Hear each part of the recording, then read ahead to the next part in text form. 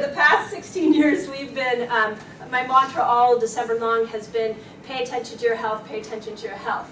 And what I find is that people usually start off the first, like, a week with that intention, and then as the holiday parties come, as things start to get in front of them, it gets harder and harder and harder to do that. Then what happens, and this is, you'll see it here in January, you think it's busy now. January, every patient that we haven't seen for like the last 2 months or last 3 months, they all come in with colds and pain and not doing well. And then I hear the stories of how they spent the last 2 weeks of the holidays in bed. They didn't get to enjoy family. And it's like Groundhog Day for me. Like we do this every year. So this year, what I decided to do is let's give a talk on staying healthy for the holidays and what you need to be doing and putting into place. It was also interesting to me as I spoke with a lot of my patients this week about what this particular talk, when I talked about it coming up, a lot of people were like, yeah, I know what I'm supposed to do. Yeah, I know what I'm supposed to do. And there was sort of like this rolling of the eyes, like, I know I shouldn't eat this, I shouldn't eat that. So what I'm going to tell you tonight is that I'm going to give you some advice on what you should be doing over the next 4 weeks, but I'm not telling you to not eat, not go to a Christmas party and eat, completely sugar-free. I'm not telling you to not, stay up a little extra late and enjoy company. I know that most people are going to have parties back to back to back to back. I'm asking that you look at what you can add in. Like, we're going to talk about some quick fitness ideas that you can do.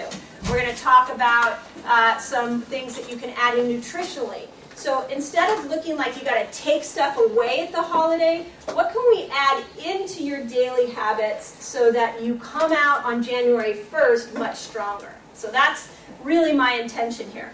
My second intention is about immune system. So we approach, in my opinion, the immune system completely backwards in our culture. We basically think we're healthy until we have symptoms of the flu, and then we blame it on our coworker, that our coworker came to work sick, and now I'm sick. So that's not how the immune system works. There are right now, if I could magnify the number of bacteria around, you would be mortified. I saw 2020 many years ago where they took auger plates, and auger plates measure bacteria, and they put one in a hospital, one in an airplane. Were you and I talking about this the other day? And one in a movie theater. And you know where the most bacteria lived? Airplane. Oh, yeah. The airplane was the worst. Airplane hospital was disgusting, and that's where you're trying to get well, and the movie theater was third. So getting sick is not about avoiding sick people. That's like, if there was one thing you could leave tonight with is, if you don't want to catch the flu this season, it doesn't mean you run from all the people who have the flu.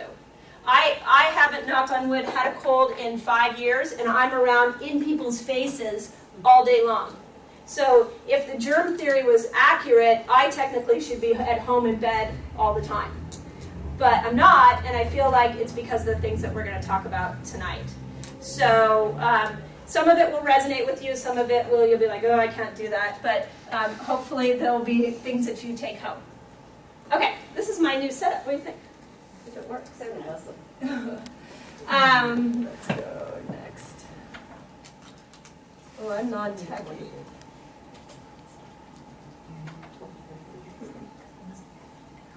There we go. Okay.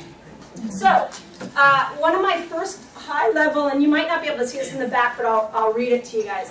One of my first high-level things that I want you to understand is that health is a journey. So, health is not something that you are given one day and taken away the next. Health is a journey that you continually work at every single day. I'm actually in the process of putting together a book right now called The Health Habit, because I believe that if you guys, the habits you have in your life, if you just chose to make health a habit that you had every day and see that it's the little pieces add up to a big healthy life, you would probably do it if you knew how to do the little steps. So the journey doesn't end in December. We don't just ditch everything in December. And I'm going to tell you that how you finish this year, the health that you have in this year will determine January. Like, how many people love waking up on January 1 hungover? Like, nobody does, right? I mean, but why do we go out on the 31st and destroy ourselves so we can wake up on this brand new year? The Mayan calendar is ending. We're going into a whole new phase of life. Why would we want to wake up on January 1st, 2013 feeling horrible, whether it's a sugar hangover or an alcohol hangover? So one thing to realize is how you finish how you take care of your health in December determines January. January isn't going to be determined by starting a new fad diet in January. January is going to be determined by what you do in December. Okay, so that's the first thing. The second thing is that there's 3 things that it takes to heal. It takes time, or to build a healthy body. It takes energy, and it takes repetition. So eating really well for 1 week is going to help you maybe for that week, but if you stop doing it, then you won't be building yourself a healthy body. So if you want to change the health you're in now, you got to do time, repetition, energy over, and time is the biggest one. Chiropractic's a great example of that. I wish all the changes that we make with people, that we could get them done in a week. It would make it easier for everybody. I wouldn't get to see you guys as much, and I enjoy seeing you all, but it would make everything a lot easier, would it not? Exercise is the same way. If I stopped exercising today and I don't exercise for a month, January 1 is going to be really hard. I'm going to have to start all back up again. So to be healthy, you have to have, over a series of time, you got to do the right things in repetition. Okay? So what are the top 6 things? And we're going to break them down. You guys are going to probably look at this and go, oh, yeah, I know that, I know that. But what are the top things that steal joy from people in the holidays? And this is what I see in my office. So if you can't see it back there, number 1 is maxing out on food. So what this looks like, and I've done it, so everything I recommend I've done, even the bad stuff, is you go to a party and you go, oh my God, I love all the food here, it's amazing. It's just tonight, I worked out this morning, I feel so good because I worked out. It's just tonight. I'm just going to max out tonight and eat whatever I can. And you go and you eat 3 or 4 desserts, you take a couple of drinks, and then tomorrow another party comes. And you're like, okay, I said I wasn't going to do this party, but God, I'm really craving that chocolate that's over there. And so you max out again. It's the repetition of maxing out on food that destroys you. So that's one thing we're going to talk about. The second is sugar. And you guys that are in here all the time know that probably the 2 things I talk the most about are sugar and water. Those are the 2. Hello, Eugene. The 2 biggest things. But here's what I'm going to tell you. If you want to destroy your health, like if you want to destroy your immune system, you want to pick one thing to do that will just like totally throw your immune system into the ground, it's eat sugar.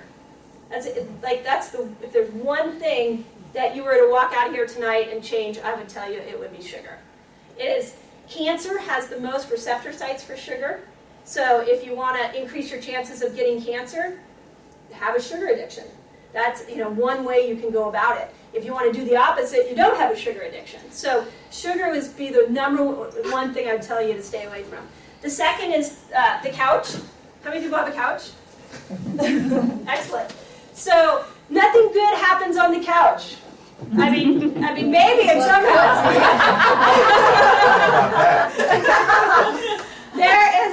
The couch is there for 5 or 10 minutes. Sit down, unless the Giants are playing. The couch. I purposely in my house I have a beautiful red leather couch that is not very comfortable to sit on, and I did it on purpose. It's beautiful. I love how it looks. But I don't want to sit there very long because it doesn't feel that great on my back, and the kids don't lounge on it for hours because it's not comfortable. Because the couch is not a place you want to chill out on forever. So we're going to talk about exercise, and here's the cool thing about exercise. I am a huge fan of 20-minute workouts. I think you can get everything you want from exercise in 20 minutes a day. I don't think you need to be doing an hour, hour and a half. So the 4th one is stress, and we're going to talk a little bit about this one. I'm going to give you some ideas of some fun stuff we've done in my family around the holidays just to minimize stress when we all come together. So I'll go through that. The 5th one is the flu. We're going to talk about how do you not get the flu, and I'm going to end on how do you have a killer immune system. Like, what are the steps you need to take to have a killer immune system? And then, of course, I'm a chiropractor. I always have to talk about subluxation. So Okay, so this is a really interesting fact, maxing out on food. Most people, they say, gain 10 pounds a year, or 10 pounds in December over the holidays. That's the average of like everybody in the world, or in the nation, which is crazy. And most people don't lose it. So we all say, oh yeah, I get that 10 pounds, I gained the 5 pounds I gained. Well, guess what? Most people don't lose it. Anybody have a gym membership? What happens in January in the gym? Everyone, yeah. And what happens on January 31st? No one. It's crazy. It's like crazy. January, don't go. Yeah. You don't go for the first 2 weeks because you need to have everybody show up and then everybody. So if you catch yourself over the next month, if you're somebody who wants to drop weight, and you catch yourself over the next month saying, you're at a party and going, yeah, it's the holidays. You can do this with pregnancy too. Oh, I'm pregnant, I deserve that. It's the holidays. I'm going to eat that extra little bit. And you're somebody who's trying to be conscious of your weight. Understand that there's a good chance that theory of I'll lose it next month is not going to work. Mm-hmm. So this was actually, most people don't ever lose the weight they put on during the holidays, and that was from the New England Journal of Medicine. So this is not something that just came out of thin air. So what I would ask you to do is to think ahead. And this is kind of what I do in my everyday life. So one of the things that I like is a really nice fine red wine at night. That's like my treat. Like I go home from here, I sit down, and I have a glass of wine, and I sit and chat with my family. And that's like the highlight of my day. Now, if I know on the weekend I'm going to be out socializing with friends, and there's going to be lots of nice wine and opportunities to socialize more, I will go during the week and make a decision. I'm not going to have my wine during the week because I want to have my wine on the weekend. So I want you guys to do the same thing. What's coming down the week for you? Where is it that you know when I go over to my mom's house, she has the best baked goods on the planet. How I'm going to just go on Friday and really enjoy it, but that means Monday through Thursday I'm going to be more regimented with my diet. So if you can think ahead in terms of the week and how your week is going to get played out, then you won't catch yourself in these moments of, oh no, I ate really bad all week, now I'm here, I want this, and so I'm going to eat this as well. And then that's how, there becomes a point where your brain says, I've already messed up. Forget it. I've already messed up. I'm just going to do the January 1 thing. So understand that if you can think ahead, that's how you stop that. So, and the other mental trick I play with myself is I pretend like someone's got a gun to my head. So if I say, I'm not eating sugar today, it's like in my head I have to say, or somebody's going to shoot me in the head. Like it's got to be in my head, no, there's no gray area. It's got to be black or white. And I often will tell my husband when I'm going to do a change in my habits, I'll say, I'm trying to, yoga was one. I told my husband a couple weeks ago, I'm really not getting to yoga, and I need to get to yoga. And so last night I came home, and he said, what's your day look like tomorrow? And I said, well, I really should go to yoga. You'll get in the moment. So don't let that voice overtake, and that's why you got to think ahead. 30-day disciplines. So I'm going to give you guys a sheet at the end. When I'm struggling with anything in my life that I feel like I can't get over a hurdle over this, and especially I've done this with health.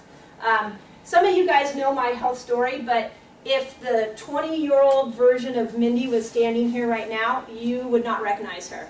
I was about 25, 30 pounds more, I weighed more than I do now, and I had just graduated from college and drank a lot of beer and did everything that college students do, and I was a vegetarian, and I was a very overweight vegetarian. And so all these little tricks I've learned over when I went to chiropractic school, I really got a hold of the understanding of how the body wanted to be in a state of health, and so I started to apply those to my life. And as I did that, I shed the weight. And where I am now is the healthiest and the fittest I've been ever probably in my whole life. But it's because I've applied these things. So I get from patients sometimes, well, you don't know, you've never had to be on a diet. I've been on Weight Watchers, Fit for Life, the Zone diet, like you name whatever diet's out there, I have been on it. So one of the ways that I get past hurdles is I set a 30-day discipline. And I just say, for the next 30 days, I'm not going to eat sugar. Now that would be a pretty tough one in the holidays. So I'm going to ask you guys to set a 30-day discipline of adding something in.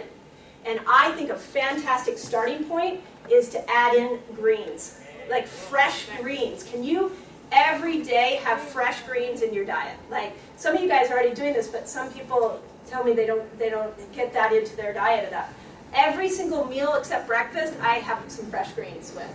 So you're adding something in. You're going to add in a 30-minute walk. You're going to add in some time to just chill out. Whatever it is, but take the next 30 days and set a discipline to add something into your life. The other thing is, we're going to talk a little bit about sugar, but understand that, I said this in my food makeover, sugar is probably the most addictive thing that we eat.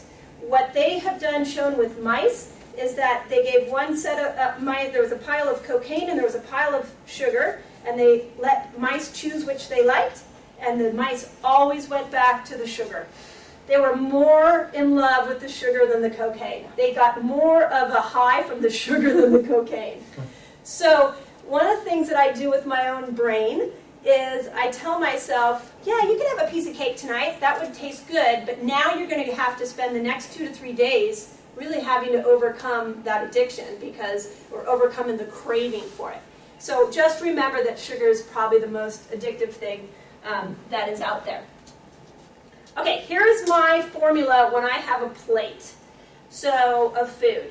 One of the things that I recommend is that when you're looking at a big meal, the majority of what's on your plate should be fruits and vegetables, mostly vegetables. So if I've got, the plates here, I want about that much to take up the plate of vegetables. Then the next little smaller amount should be protein, and if you're going to do grains or carbs, then that should be the smallest amount. So real simple, just when you're at a holiday party where there's tons of food out, just go to the salads first and put the salads on your plate first, then get some protein, then get the grains. And you can completely avoid the dessert if you want, but that would of course be the smallest amount. So if you're, like I have a woman right now who's doing our advanced food plan. She was just diagnosed with breast cancer, and so she's really working to get herself nutritionally in alignment. And what she's been doing to not totally deprive herself is she'll have 1 bite, if you can do that, or 2 bites, just so you have a little bit. But understand that the most should be a salad and veggies, protein, and then carbohydrates. And then I always say, stick with your whole foods. You can never go wrong with the whole food. Like an apple is better than apple chips or apple sauce, like the dehydrated chips. The whole mango is better than dried mango. A potato is better than potato chips. Like, go back to the real essence of the whole food. Okay, sugar, we'll talk real briefly about this, but it basically decreases the function of your immune system almost immediately. I forgot I was going to get for you guys, and I'll put it out tomorrow, a list of there's 101 ways that sugar destroys your health. So if you're like me, once I know something and I understand it, I can stick to it a little bit better. If I don't know it, then it's a lot harder to stick to. So just make sure you're reading your labels. You guys that came to my food makeover got this, but my general rule is when you look at a label, you go right to the sugar content, and it should be, my personal rule is sticking under 10 grams. 13 would be about the highest that I would go. And if then go to the protein, and if there's no protein in it, put it down. If you have protein with your sugar, it will slow the absorption into your body. But so when I like a bar, I just had one, I should have brought the wrapper in here. If you look at a bar, the protein and the sugar in grams should be very equal. If not, the protein should be higher than the grams.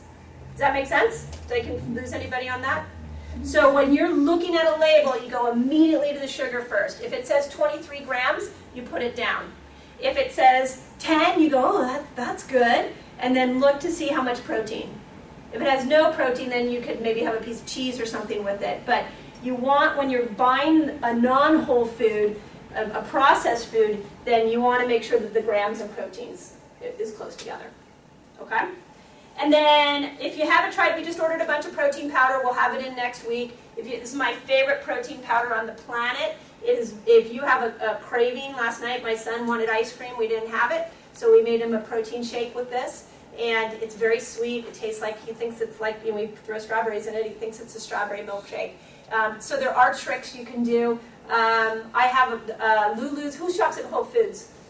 So go to the raw chocolate, or the raw section. There's chocolate called Lulu's, and it's low glycemic. They put coconut sugar in it. I'll bring a wrapper in this week so you guys can see it. And, oh yeah, here's my other bar. And they, I just have a little, it's low glycemic. I have a little cube of it at night, and it cures my sweet tooth. It's called Lulu's chocolate. So let's see, I will pass this one around. Yeah, this is a good example. So I'm going to pass this one around. This is a bar that I eat. And you'll notice that the sugar is 13 grams and the protein is 17. So that's a pretty good ratio. So you can kind of get an idea there. Okay, another thing that I'm a big preacher of is water. If I took us and I broke us down into a bunch of little cells in here, 70% of us would be water. So every day when I'm adjusting you guys, I'm always talking about water. But if you are finding that you're lethargic during the day, the very first thing you've got to think is, am I drinking water? That should be the number one thing. Lethargy, dehydration, cloudy thinking, sometimes depression, crankiness, all of that can be dehydration. And right now we all have our heat on in our house, and so that's drying us out even more. The first weekend that we turned on the heat, that you could tell it made that obvious shift from warm to cold. Everybody was really difficult to adjust that week because they were just so dehydrated from turning on their heat. So make sure you're drinking tons of water. Okay, exercise. So let's talk a little bit about exercise. So we already talked about the couch and how that's not a great place to be. So research is now showing 20 to 30 minutes a day of exercise is a better, it releases a better endorphin rush in your body, a better happiness hormones in your body than taking an antidepressant.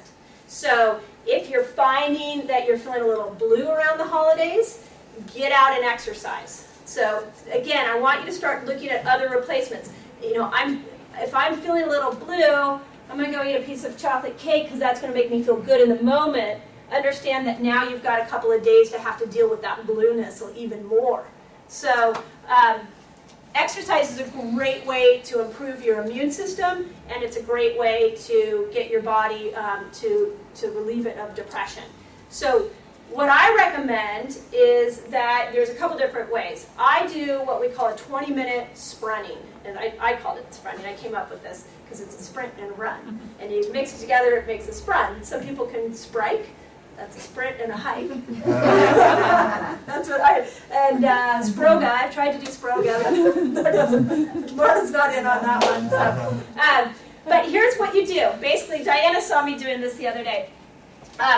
They're 20-minute sprinting workouts or surge workouts. The very simple thing you can do, let's say you don't work out at all right now. The very simple thing you can do is you go out and you walk for 2 minutes. You're just walking, I love the day, it's so beautiful, I'm happy to be out here. Or maybe you're like, I hate this, why is she making me do this? You do that for 2 minutes. And then for 30 seconds, you're going to go as fast as you can. So I sprint because I like to run, but if you're a walker, you can do the same thing. You're just going to walk as fast as you can. You just want to get your heart rate up. And then for 90 seconds, you're going to do your cruising along, you're going to just walk, and then you're going to sprint for 30 seconds. And you're going to do 8 of these sprinting 30-second activities.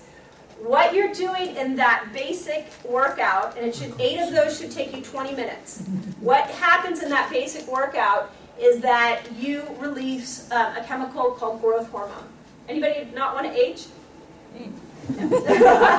So the trick is to get more growth hormone in your body.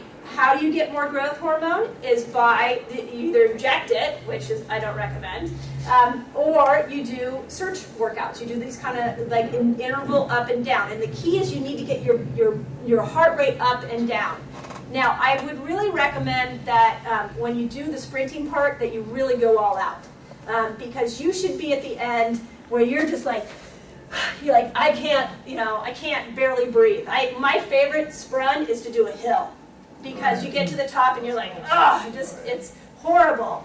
But it's horrible for 20 minutes and then you're done and you get this great high and you feel fantastic for the rest of the day. The other way that you can do it is you can do jumping jacks. So you can go for 30 seconds, jumping jacks, as fast as you can. And then you can walk in place. So if you're in a hotel room, you're at somebody's house, you don't have, I've done workouts in a guest room at people's house before.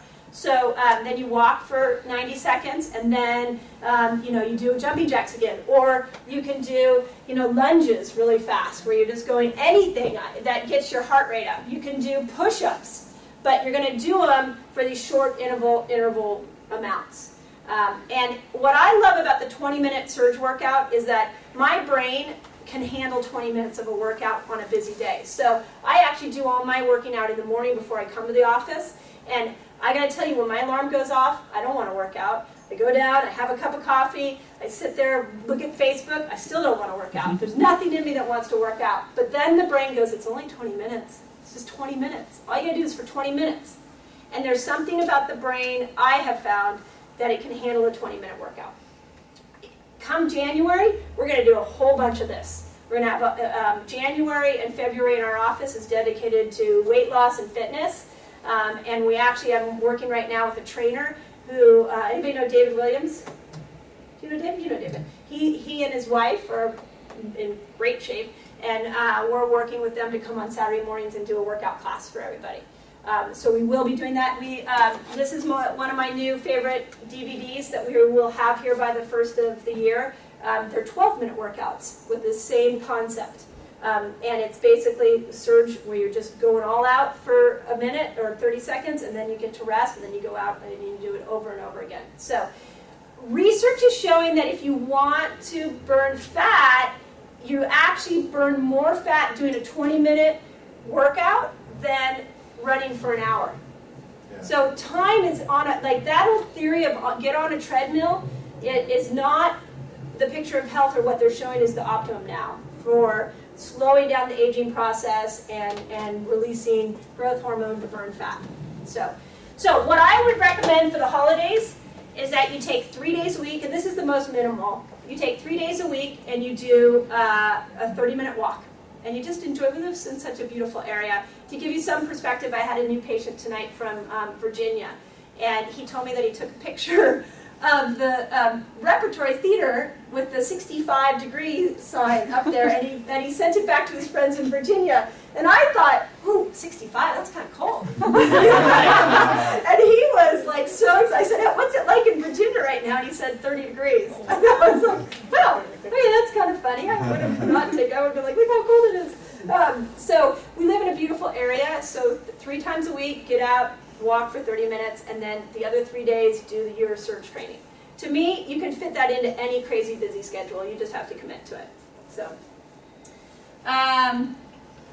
stress. The only thing I would say about stress is just that we could spend hours talking about the perception of how we perceive things in our life. What I have found with stress is that if you're exercising and you're eating right, you can handle, and you're getting adjusted, you can handle stress a lot better. I hear this all the time in here with my patients. Just even getting adjusted alone, I hear people say to me, oh, I just feel like more relaxed. I feel like I can take on a lot more. So if you're kind to yourself in those other areas, you're going to find that your stress is much better. One of the things we're trying to get people to move away from is relying on the medication. I love, this is written by David Palmater. Unfortunately, some families are looking for quick fixes, but a pill is never going to get to the root of the problem. So understand that medication, if you are going to use it, should be used in a temporary way. It is not a long-term solution. My favorite phrase is that medication is a short-term benefit for a long-term consequence. If you commit to doing lifestyle changes, you're going to find you're not going to need as much medication. So, and if you find over the holidays you're reaching for Tums, or you're reaching for more Advil, I don't even know what's out there, Advil, Excedrin, all of that, really ask yourself, am I doing the things I need to be doing to make sure I don't need this medication? And if you are you're like, yeah, I'm eating well, yeah, okay, I'm exercising, I'm getting adjusted, I'm working on my stress, and I still have this headache, then at least you've done the lifestyle pieces. But if you go and reach for the Tums, and you go and reach for, Tums is digestive disorder, and you're putting that on there, that's even worse. They're actually showing that it's causing osteoporosis because it depletes us of calcium. So if you're doing those other things and you're taking the medication and not doing the lifestyle, that's where you get yourself in trouble, in my opinion. Okay, so the other thing about stress is just finding ways to get breathers and low stress activities into your daily life. So here are some things that I have learned. My first trick is just to make time for yourself. So anybody been on an airplane with their kid? You guys are going to learn this. What do they say when you get on it? When they come down the aisle and say to you when you're about to take off? First. Yeah, put your mask on first. I think you and I talked about this the other day. That really hit home to me when I was a kid, or when my kids were really little. Was, wow, yeah, that's right. Like if we're in a massive crisis and we're going down, I got to put my mask on so that I can take care of my little ones and put their mask on. So this is a lot to the parents out there, is that if you're not you're not taking the steps for yourself, there's no way you're going to be a great parent. So, and the same thing just in life in general. If you think that work should be the number one thing and everything else comes behind that, eventually your health catches up to you. So find times to take a breather. I personally have, and my days are long, but I get up at 5 in the morning, and I get up, I read something inspirational, it's the time for me, I work out, and I can start my day off right. Now, the first time I made the commitment to get up at 5, it was brutal. And you ask my kids, like my daughter loves to say, yeah, my she's weird, she goes to sleep at 9 o'clock at night. Like, I have no fun after 9, I'm done. But at 5 in the morning, I have to have that time for myself to center myself so that I can start the day. So find time in your day for a breather. You can't just go and expect to be healthy come January 1. Learn to say no. Anybody have a problem with that? So I had an interesting experience the other day. I'm trying to get together with a friend for dinner, and this month is just kind of crazy for us. And she said, "You don't have any time for dinner this month?" And I said, "No." "You don't have any time?" I said, "I don't." Now, let me tell you what I have planned into my December is next week I'm actually off to Florida for more training for the office and for the new chiropractic stuff we're learning. And then the following weekend is wide open. But I want to chill out. I know that I'm going to be out of town the week before, and that following weekend, I don't want it packed with social events. I want to have downtime with my family. So to me, that's a no. It doesn't mean I don't love the person who I was chatting with. It just means that I need to guard that time. So do that for yourself. Otherwise, you can't enjoy anything. You will find that you don't like any of it. Hang around people that make you laugh. We like to do that in this office, laugh as much as possible, just because it's a good stress reliever. So if you're, I heard many years ago a woman at a parenting class talk about fritters, things that you fret in your life that like wear you down. And she said, if you have, you sit and you watch TV, how do you feel after you watch TV? Do you get up from the couch and go, oh, I feel so great, that was such an exciting show, I'm uplifted. I mean, sometimes we do, but typically you get off the couch and you're like, okay, I'm going to go to bed now. Are there people that you hang around with where you are in an interaction with them and you walk away and you're like, oh, like I feel heavy. I feel more negativity. So minimize your time, especially during the holidays, with those people. And unfortunately, sometimes those are the closest people, but we got to put some boundaries up or work to try to keep them uplifted. So, because understand that whoever you're coming in contact with every day is going to bleed into you and your psyche and how your attitude is. So, make sure you're hanging around people that make you laugh. I'm a huge fan of yoga. If you haven't tried yoga, I really, really recommend. Yoga is just a beautiful way This morning was a great example. I missed you. Wish you had been there. But you're probably there on Tuesday, huh? Yeah. Well, mention that I was there on Tuesday. So I went into yoga this morning, and my head was just full of a lot of things I was thinking about, and I had every reason why I couldn't go to yoga. And what happened to me in my hour and a half there, which is a long time to dedicate, is that your thoughts slow down. And as your thoughts slow down, everything becomes so much clearer. Like things that I was like, how am I going to make this work? And how's this going to work? And how's this going to work? When I left after an hour and a half, I totally understood how it was all going to work. And it was just because I stopped thinking. It just turned that thinking off, and then the important thoughts seeped through. So meditation, yoga, I really think that is an important thing to implement into your routine, and especially over the holidays, if possible. And get a massage. TK is available for massages. So if you haven't had TK's loving hands, just give yourself a gift, because again, we have a tendency to do everything for everybody else at this time. Okay, here are a couple of my fun ideas that I'm going to say about planning ahead with reducing stress. So we did this in my family a couple of years ago, as it was about this time of the year. So as we were talking about who's going to do what gift and who's going to give, what are we going to get the kids, and the kids want this, and you know, if my sister was like, well, if you get your kids this, then I got to get my kids this, and you could just feel the stress was mounting. And so what we decided to do is make it a recycle Christmas. And everything you gave each other had to come from your house or had to be used somehow. And the beautiful thing about that is the kids loved it because they felt empowered. They went, as soon as we had said to them, we're going to do a recycle Christmas, which means that everything you're going to give to somebody else has to come from you, or it has to be used somehow. And they went, my son, who I'm shocked, went running up to his room, grabbed one of his toys and said, I'm going to give this to Jonah.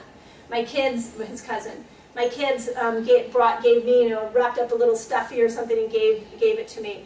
But it turned out to be so fun, and it was just a wonderful lesson for the kids in reuse, and they were empowered by it.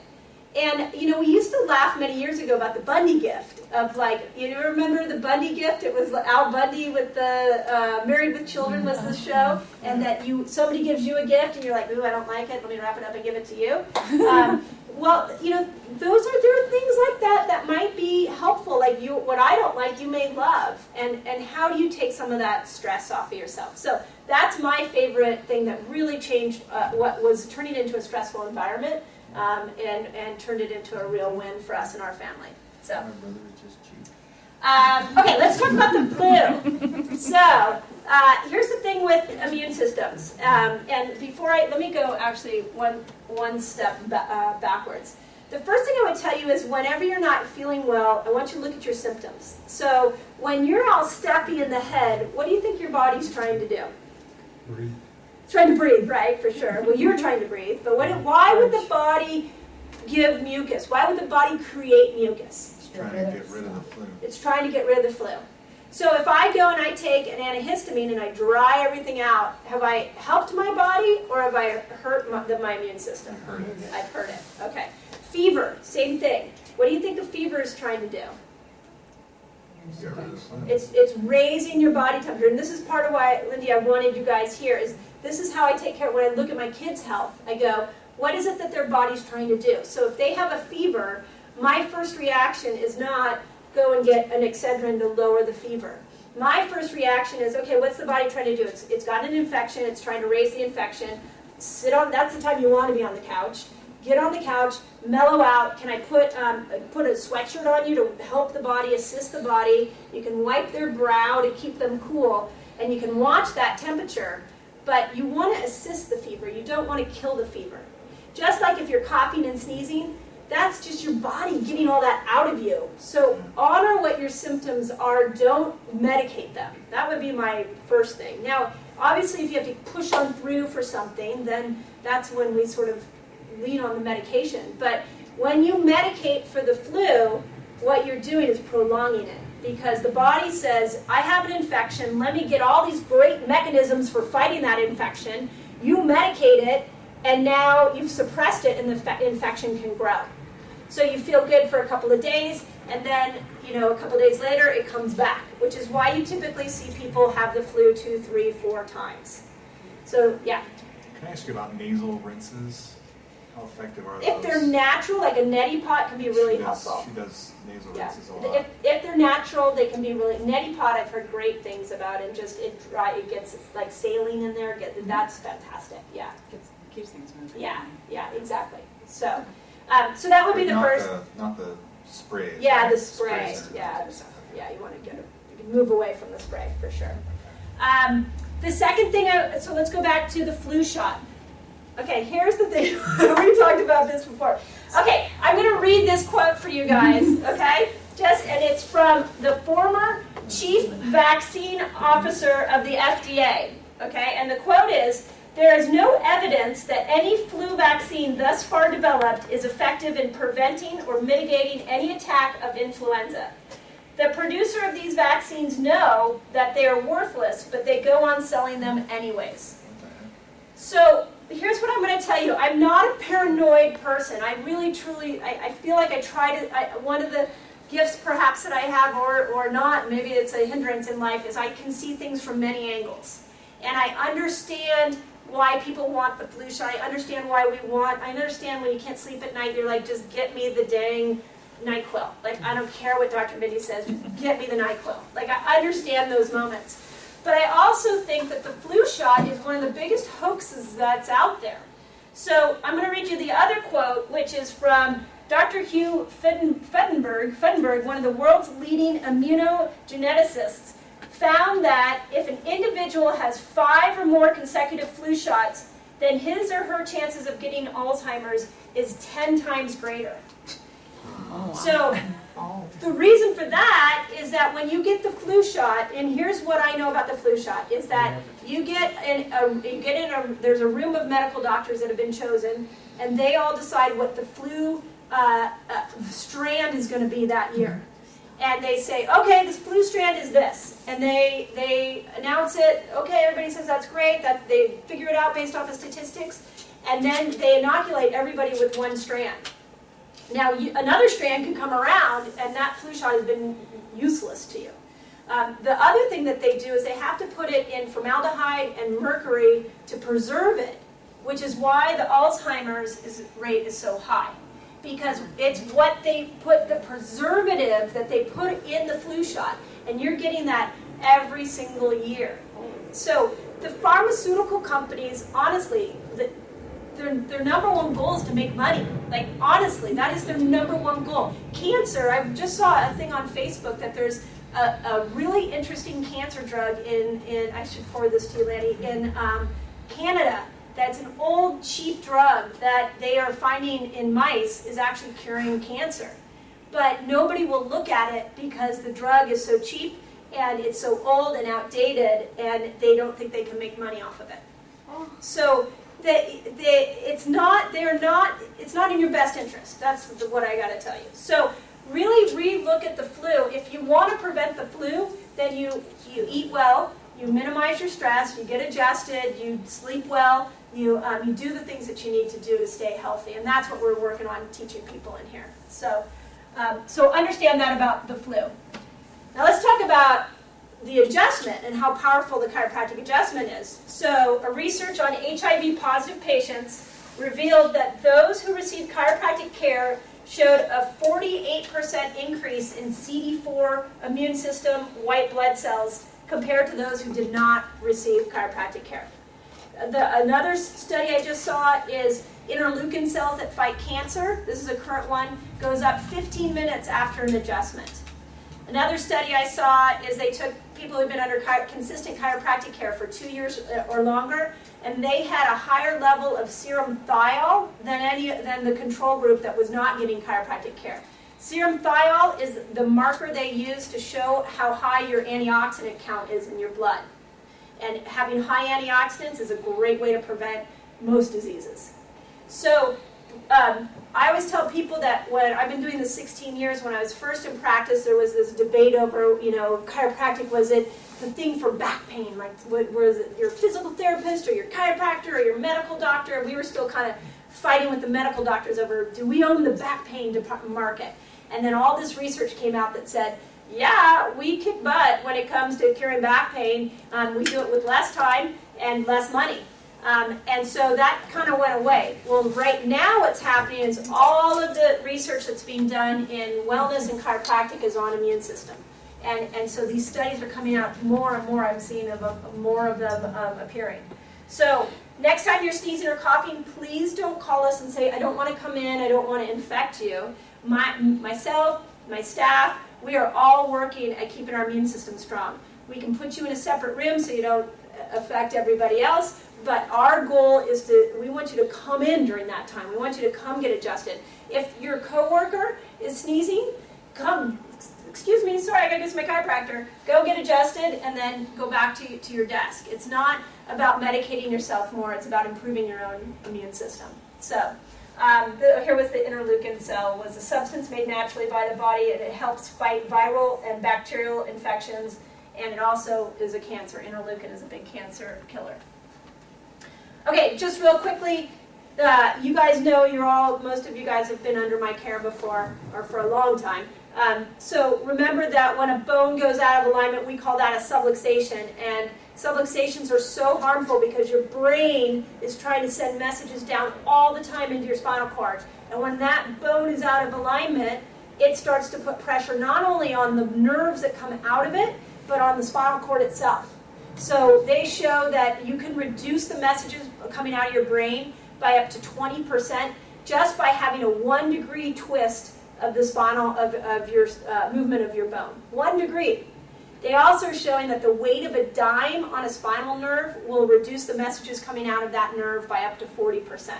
So subluxations are not like this kitschy little thing that chiropractors have been talking about. This is really serious, life-threatening things if you let them grow in your body. When subluxations aren't taken care of, they become degenerative, and when they degenerate, that's when it's really even difficult for us to correct them. So I'm a huge advocate that everybody should be getting checked or looked at so that we can make sure that you're subluxation free. Kids, I mean my kids, they have not had a cold. If they get a cold, in the last couple of years we've had a few incidences of colds. They'll get them for a day, and then they have a fever, and then they're done.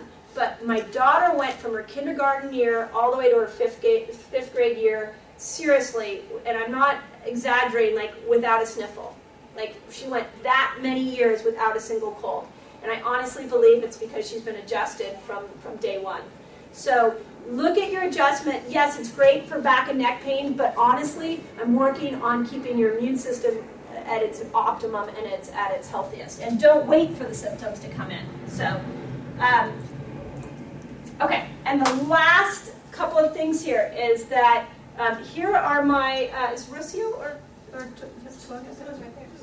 okay, can I get the paperwork that I had? So I want to end on how do you keep yourself, and if you hand me one, Eugene, that would be great. I just need the paperwork that is there. Great. I want to leave you with this because I feel like if you were going to move forward and decide, okay, well, I heard a lot of interesting things. Some of it was new, some of it wasn't new to me. I want to talk about what's the best way to keep yourself. Did I misspell something? Oh, no. Oh, yeah. Where are your notes? How do you have a killer immune system? So the first thing I want to tell you is that you need to stay alkaline. Okay, and so how do you stay alkaline? Right, exactly. So we're going to talk, I'll be talking this whole month, or when you come in, we're going to be talking about alkalinity. So what I did is I passed out, or I gave you guys a sheet that has all the acidic and alkaline foods on there. So you're going to see that all the foods, most of the foods you love are in the acidic category, and that the ones that you avoid are in the alkaline category. So we have pH paper up at the front, and you can check it on a regular basis. I have a few patients right now that are really working to heal themselves or to shed weight, and they check it every 2 weeks. Every time you guys come in here, I promise you we will always have that pH paper so that you can check your own pH. The reason that's important is that when you're on an alkaline side, what happens is you can fight disease better, you prevent cancer. I don't know if you guys know that every single cancer case that has ever existed was in an acidic body. So cancer cells like sugar and they like acidity. So you want to get yourself on an alkaline side. So how you do that is by eating these alkaline-forming foods. And you'll see that they are here on this side, and most of them are vegetables. And some wheat-free breads are in there. And coconut water. I like coconut water. And nuts and seeds, and a few fruits. So, and then on the other side is the acid-forming foods. So when you eat a diet high in the acid-forming foods, you're more likely to catch the flu. That would be a really good way to, if the person next to you was sneezing and your diet was 95% acidic foods, you've created a really nice environment to be a really good host or hostess to that infection. So if you were going to do one thing this month, it would be add in the alkaline-forming foods. Okay? I have a question. Yeah. So when it says nuts and seeds over here, like cashews, peanuts, Right. and all that's acid and bad, but then over here almonds, raw almonds. Yeah, bad? so raw almonds in the nut world, raw almonds is like the queen. Okay, so you could do like raw cashews. You could But for you, I mean, if you're eating already doing pretty well, then cashews are not going to be the end of the world. But if I'm standing up, this is what I do. If I'm standing at the nut aisle, I always go to almonds first. no, so do I. I don't Yeah. eat it, but I'm just wondering. And then like cheeses, could you eat raw cheese? Uh, I eat only raw so, cheese. Raw goat's cheese Okay, is more on the alkaline side. okay. Here's the thing about dairy, real quick, is that cow's milk, the molecule size, if I blew it up, the molecule size is like this big, if I blew it up. Goat's milk, the molecule size is like about this big. And human mother's milk, which is the best thing for our digestive tracts, is about this big. So when you eat goat's milk, the molecule size is easier for our bodies to digest. When you eat cow's milk, it's just so big and difficult for our body to break down that it causes a lot of inflammation, and that's why so many people are lactose intolerant. Now, if you were at the food makeover, you want to stick to the raw because that has less sugar in it. And if you weren't at the food makeover, I do have a YouTube channel, and it's all on there. There's the whole food makeover is on there, and you can go and look at that. So, any other questions? Yeah. I was at Whole Foods yesterday, and they now have in the bulk sprouted almonds. And I was interested. I don't know if I bought them or not. I bought some kind of almond, either raw or sprouted. I couldn't remember, but I was intrigued because I was under the impression if you sprout your own stuff, that really it's better to eat that fairly quick. So I wasn't sure how they were selling it in bulk. But do you think? Oh, that's a great question. I mean, I don't yeah. know what it does. What's Sprouting it- that makes it. I don't know. So Fresh sprouted raw almonds, if you haven't tasted them, are fabulous. Yeah. And they will not compare to any other almond you ever had. I brought them in here, and my staff was like, "What is this? This is amazing." So I don't know what their shelf life is. That's a great question, and let me figure that out. One of the challenges we have with roasted almonds is because the oils get rancid. So my thought is that the shelf life, it has to be better than a roasted almond for sure. And then I was looking in it's not the Total Makeover book, I don't think, the Maximize Living, Uh-huh. the green book. Yeah. And it recommended putting your nuts and seeds in your refrigerator Yeah. to keep, it was something about, well, I know rancid is a problem, but just even the freshness and how it metabolizes or something. Yeah, that is recommended. Do you do that, or? Yeah, I haven't gotten to that level Yeah. because believe it or not, I get a bag of almonds and I eat them so Yeah. fast that they don't sit in my pantry very long. Mhm. So, but I think it's a good idea. Like olive oil, I know my parents do. They put their olive oil in the refrigerator, and it gets all firm. But then when you want it, you have to put it under hot water because if you microwave things, that destroys their healing properties. And so, but oils get rancid real quick, and then when you're eating the rancid oils, that's inflammatory. So, I have one quick yeah, question. no, Just one more. it doesn't have to be. So, again, depending upon how your health is or what you're trying to buy, like eggs. I eat eggs. Right. So here's what I would tell you is that if you're around people with a lot of infections. Just knowing you and your diet and what you're already doing. If you're around a lot of sick people, then you may chill out on the eggs for a little bit. Okay. Okay, and then that's why I have the pH paper here, is check your pH. Just keep checking it and see where it's at. Okay. So if it's at 7.2, then that's great. If it's at 6.2, then then you would lay off the eggs. So yeah, I agree. There's a lot of things on these acidic that I eat, like the beef and chicken I eat. So it's having good balance and understanding. What I have found is the most stressful thing for people with their health is that we don't have enough understanding. So when I get the flu, and my coworkers had the flu and came to work, I'm mad. Like, I'm mad at my coworker that they brought that. And that's what I'm trying to show you guys, is that you have a lot more power than that over your own immune systems. It's not about everybody around you. So in those situations, you pick up and you're like, okay, I need more chives and cabbage and carrot tops, and that's where you go and you bulk up on the alkaline-forming foods. Okay? Does that make? Yes. Is that clear? Okay. So sleep. The other thing for a powerful immune system is you get your most restful sleep between 11 and 3. So what happens is when the sun goes down, our body goes into a repair phase. And so what happens is that about 5 hours after the sun goes down, the body, like the gallbladder, will secrete any extra bile. Cells that are mutated that need to be taken out of the body will be repaired or exited at that point. Like, our organs are literally repairing themselves.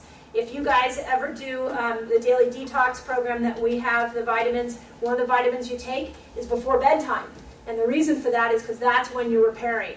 So you need to be in REM sleep at 11. That's tough, huh? So this is why getting up in the morning is really great. If you get up early, you're 9 o'clock, you want to go to sleep. It works perfect. But just understand that if you're feeling worn down, take a couple of nights and make sure between 11 and 3 you're getting your best sleep. That has to be. Yeah. That's right. So if you're in REM, then what time? Like 10:30. Yeah, 10. Yeah. If you go to bed quickly, yeah. Yeah, So for people that work for graveyards, It's- that's got to be horrible. for 'em. Graveyards will destroy your health so fast Yeah. because of that. Yeah, it's good. Because it's all based off of light. So here's the thing: is that in the summertime, 5 hours after the sun goes down, that's like midnight, 1 o'clock. No problem. Your body hasn't repaired itself yet. But right now, it's like the sun goes down at 5. It's technically 10 that your body is going into repair. So that's what you got to realize is in the winter. I actually think this is why people get more sick in the winter. That is it's the sleep. They're not getting the right amount of sleep. So. Okay, my third thing for a killer immune system is the surge workouts. I can't say enough about just getting yourself doing some burst training. And if you want more information, if you want more workouts, I'm really happy to share those with you. I do think I have an example of one on my YouTube channel you can go and look at. Staying hydrated. I think one of the reasons why people go on flights and get sick is not just because there's more bacteria there, but that it really dries out your nasal passages.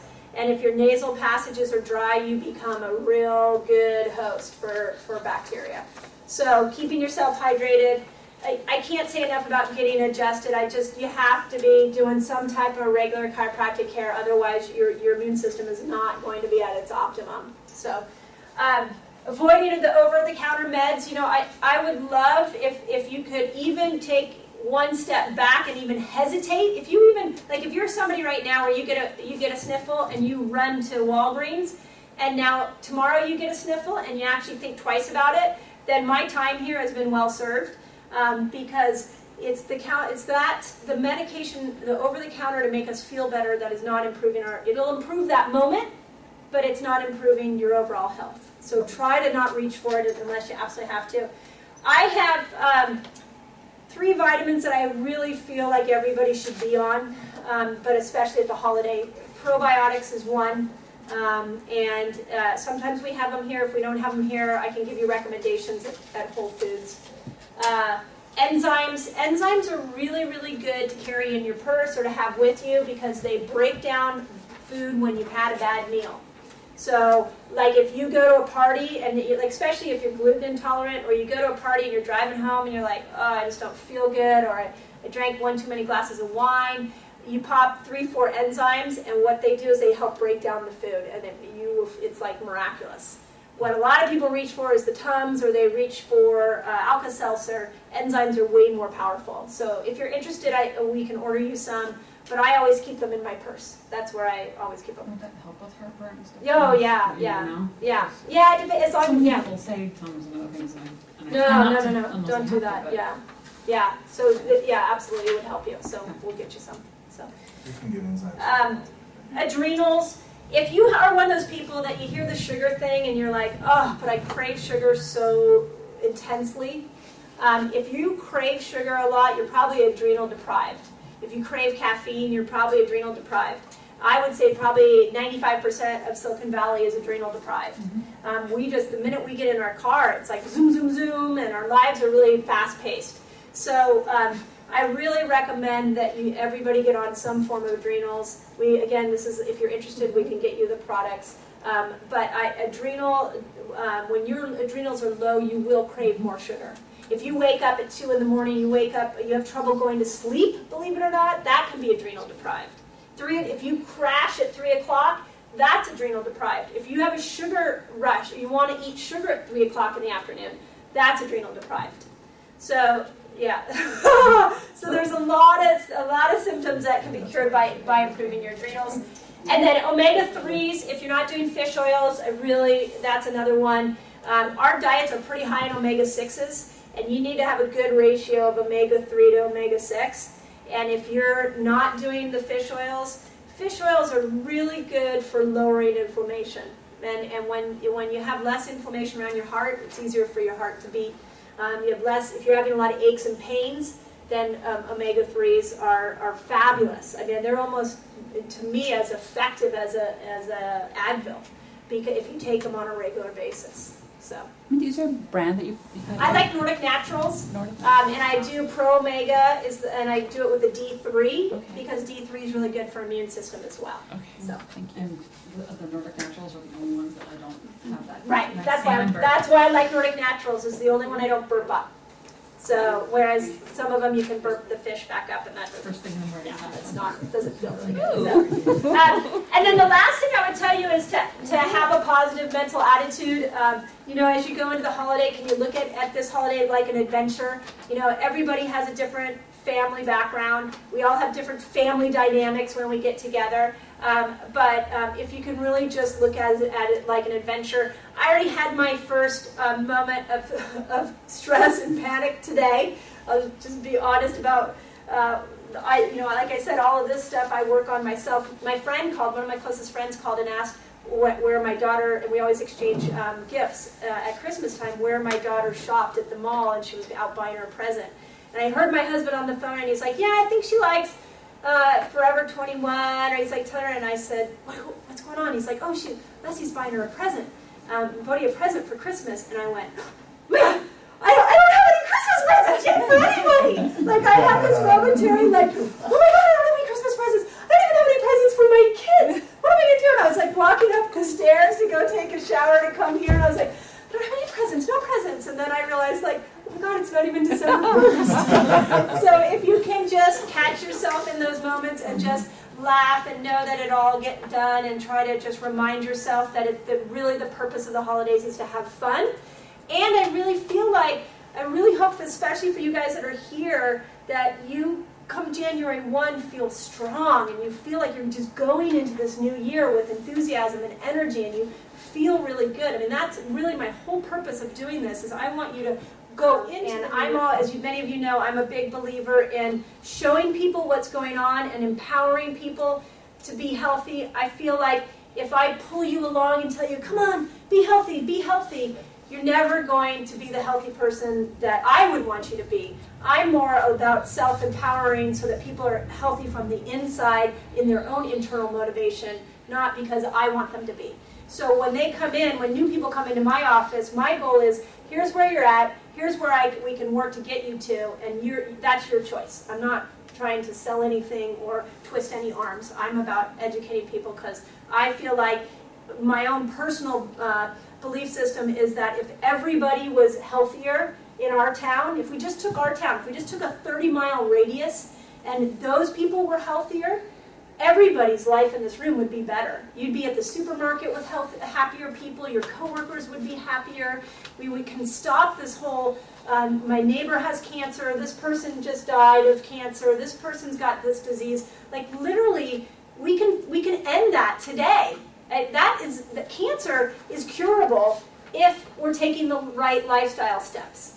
So if I just am adjusting you for back pain, and that's all we talk about is how do we get you out of back pain, and I don't step over here and teach you how to take care of your health, then we're not saving any lives.